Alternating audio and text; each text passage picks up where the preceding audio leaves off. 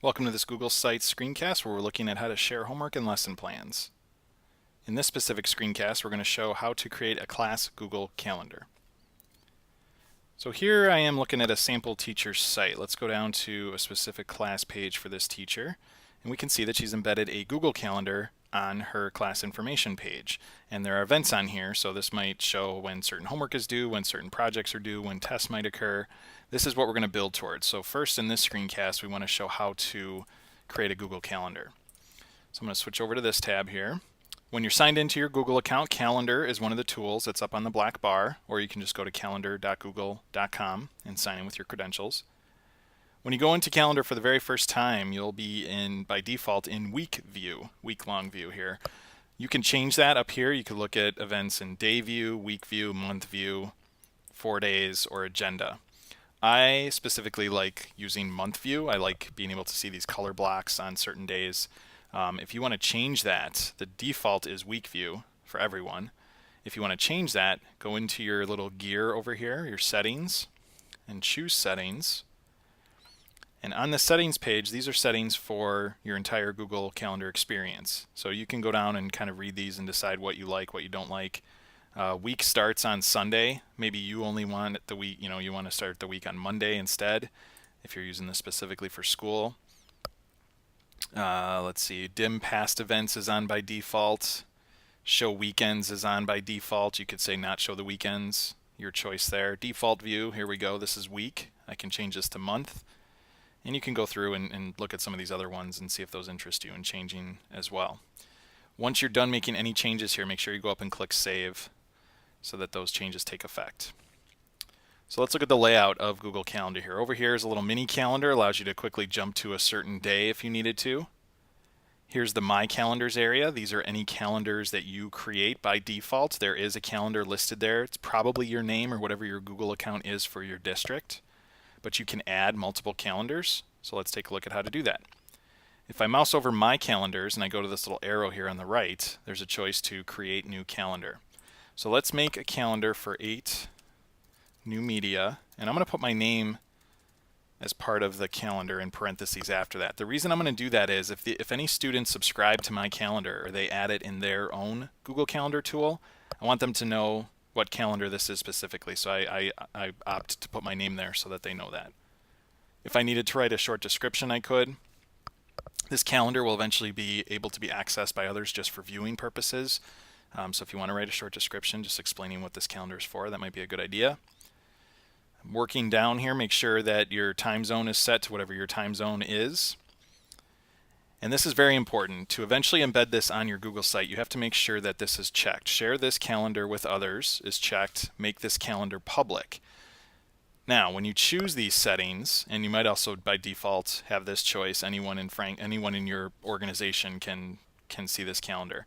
By choosing these, you also control over here what people can do on this calendar. So I want to say see all event details for both of these. That just means anything I add to the calendar, any descriptions I add, any links I add, those can be viewed by anyone. And for this being a class calendar, you want that set that way.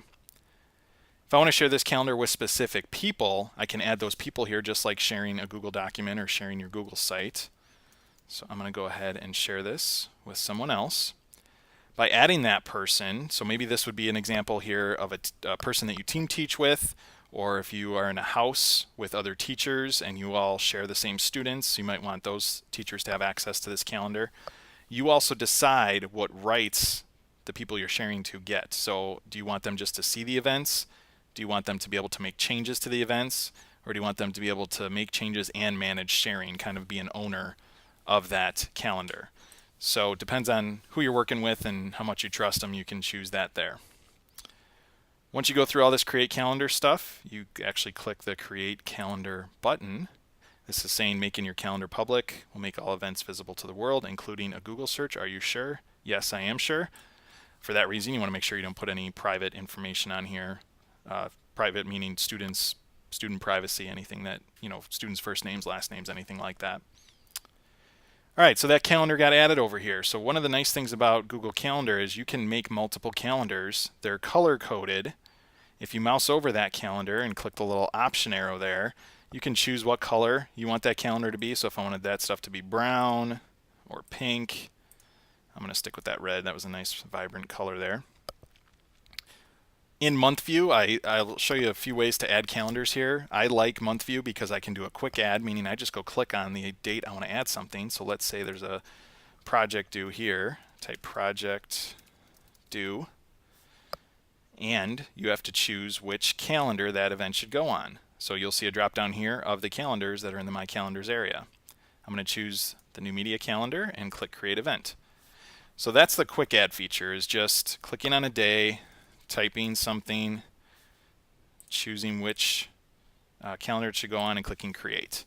An all-day event is this color block. What I mean by that is if I were to do something that was a specific time, say I wrote 3 p.m. meeting, and I put that on a calendar, that does not have a color block on it. More than likely, as a teacher, you're probably just going to do these quick all-day events, just so that they're color blocked and stand out for your students or parents looking at the calendar. So I'm going to go ahead and delete this event. I can delete an event by clicking on it and choosing the delete choice, and that gets rid of the event. So there that was one way to add. I've got a few events there. Another way is you can come up to create, and this is all the details for a specific event. So if this was going to be Unit 2 test, I could say from a specific time on a certain date. I could just check all day. I could put a specific location if I needed to. I make sure I put this on the right calendar. I'm going to put it on the wrong calendar here just to show that in a second. Description, this is where you might say, if it's a Unit 2 test, you might say study notes and slides on podcasting. You can also put HTML in here if you know HTML coding and create links in these descriptions. Or what's even better, if you're doing your stuff in Google Drive, you can add an attachment, and you could even upload attachment if it was something that was not a Google Drive file, or you can navigate through your Google Files and actually link up a file that will be available when people click on your event. Great feature there. I would not mess with event color unless you kind of get how it works and know what you're doing, just to not confuse your students. And I think that's it there. So let's save this event. So I did this on purpose. I accidentally added this event here. Another nice feature of Google Calendar is you can click and drag and drop events. So say you did something on the wrong day, or say you had to push something back. Teachers always have to change things on the fly. You can easily move something to the next week or do whatever you want. You control that just by people looking at your calendar. They can't change that on you. I did put this on the wrong calendar. This is technically on my Franklin Tech calendar. I'm going to change that. You can click on an event that's already been created and choose Edit to get back into that event detail stuff. Here's calendar. I'll change that to 8 new media, and I'll save that, and now that'll switch over to red.